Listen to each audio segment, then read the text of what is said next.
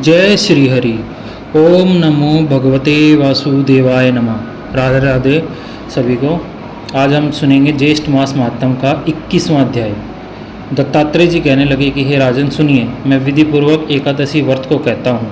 हे नृप, 10वीं के दिन प्रातःकाल उठकर शौच विधि को करे, काष्ठ की दातुन को त्याग कर पके हुए पत्तों से दांतों को शुद्ध करे, महानदी में मंत्र पाठ पूर्वक पंच गव्य से स्नान करे, संध्यादिक कर्म करके शुक्ल वस्त्र पहनकर घर को जाए, गुल्लर के पात्र में उत्तर मुख होकर जल को भरे और देश काल का उच्चारण कर ब्राह्मणों को प्रणाम कह के हे देवेश, आज मैं भक्ति पूर्वक आपका व्रत करूंगा। हे राजन, 10वीं के दिन दूसरे के घर का अन्न, 2 बार भोजन, मांस, सौर तथा शरीर में तेल लगाना त्याग दे।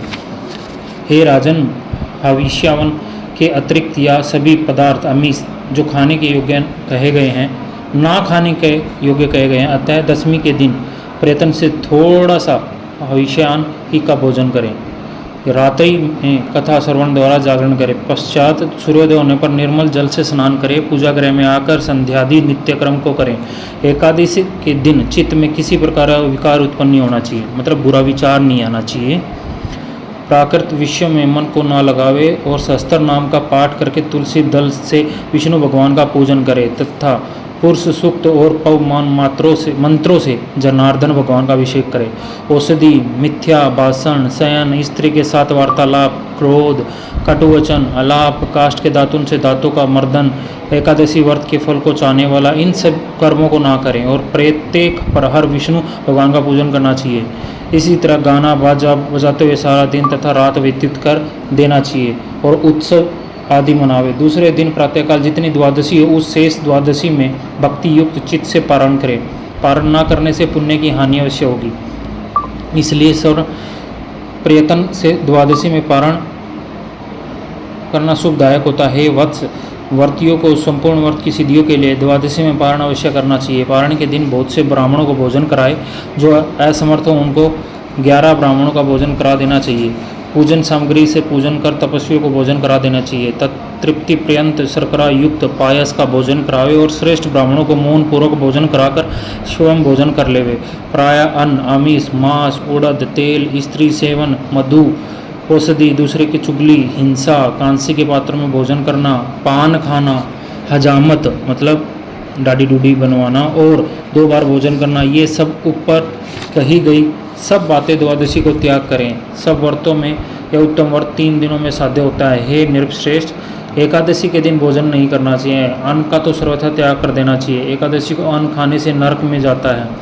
जल पदार्थ, लवण, जहाँ अग्नि में प्रकोप जाते हैं वहाँ उसी को लवण कहते हैं। अन्य धान्य से सिद्ध जो अन्न है वह इसमें नहीं लिया है। जो मोहवश एकादशी के पारण समय पर्याप्त द्वादशी का धान्य का भोजन करते हैं, 100 चंद्रयान व्रत करके पाप से मुक्त होते हैं। हे राजन, जो तुमने पूछा उसका उत्तर मैंने तुमको दिया। राजा पुलिंद कहने लगे, हे तात, परम अद्भुत जो रहस्य कहाँ है उसके अनुष्ठान के लिए मुझ में शक्ति नहीं है, क्योंकि मेरा शरीर अत्यंत जर्जर हो गया है। इसलिए कृपया करके इस सार के सार को ठीक ठीक कहिए। हे भगवान, सार पदार्थ समस्त कर्मों के होते हैं। दत्तात्रेय जी बोले कि हे महाबाहो, मैं परम अद्भुत रहस्य तुमसे कहता हूँ जिसके अनुष्ठान मात्र से समस्त कार्य सफल होते हैं। हे राजन, ज्येष्ठ मास के शुक्ल पक्ष की एकादशी को निर्जल व्रत करो, इसके करने से सब पूर्ण हो जाता है, इसमें संशय नहीं है। राजा पुलिंद बोले कि हे दत्तात्रेय जी, ज्येष्ठ मास की एकादशी निर्जला क्यों हुई? दत्तात्रेय जी कहने के लिए लगे कि हे राजन, प्रथम राजा प्राचीन व्रही ने एकादशी के दिन संपूर्ण व्रत जल रहित किया, इसलिए वह यह एकादशी जल वर्जित हुई। निर्जला नाम से प्रसिद्ध एकादशी पापों का नाश करने वाली कही गई है। यह कह दत्तात्रेय जी चले गए। पश्चात राजा पुलिंद ने भी इनको विधिपूर्वक किया। इसी एकादशी व्रत के अनुष्ठान मात्र से राजा पुलिंद दूसरे जन्म में प्रहलाद नाम से भगवान का श्रेष्ठ भक्त हिरण्यकश्यपु का पुत्र हुआ। श्री वेद व्यास जी बोले कि हे भीमसेन, ये प्राचीन इतिहास मैंने तुमसे कहा, इसके श्रवण से मात्र से तुम्हारे सब संशय दूर हो गए होंगे। अब तुम क्या सुनना चाहते हो? भीमसेन कहने लगे कि हे पितामह, आपकी कृपा से सब मोह नष्ट हो गया है और मुझको स्मरण शक्ति मिली। हे तात, व्रत करने के लिए मैं तैयार बैठा हूँ। निसंदेह मैं आपके वचन का पालन करूँगा। सकन जी कहने लगे, हे ऋषियों, वेद व्यास जी के अनुसार कथानुसार इस व्रत को भीमसेन ने किया और चक्रपाणी भगवान विष्णु की कृपा से सब पापों से मुक्त हो गए। जय श्री हरि। यहाँ पर हमारा 21वां अध्याय ज्येष्ठ मास महात्म का संपन्न होता है। भगवान विष्णु की कृपा आप पर बनी रहे, लक्ष्मी जी का आपके घर में वास हो, सुख समृद्धि बनी रहे। मैं प्रेम के बारे में यही कहना चाहूँगा, प्रेम को समय देना होता है। प्रेम को आज के टाइम में जो हम अटेंशन बोलते हैं वो देनी होती है। हाँ, लेकिन जो प्रेम करते हैं वो एक दूसरे को भूले ना, एक दूसरे की इज्जत करने ना भूलें।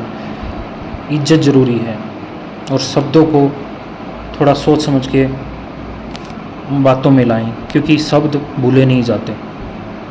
एक बार बंदा थप्पड़ भी भूल जा सकता है, लेकिन शब्द नहीं भूले जाते। तो अपने शब्दों पर संयम रखें और भगवान विष्णु की कृपा आप पर बनी रहेगी। जय श्री हरि। ओम नमो भगवते वासुदेवाय नमः। राधे राधे।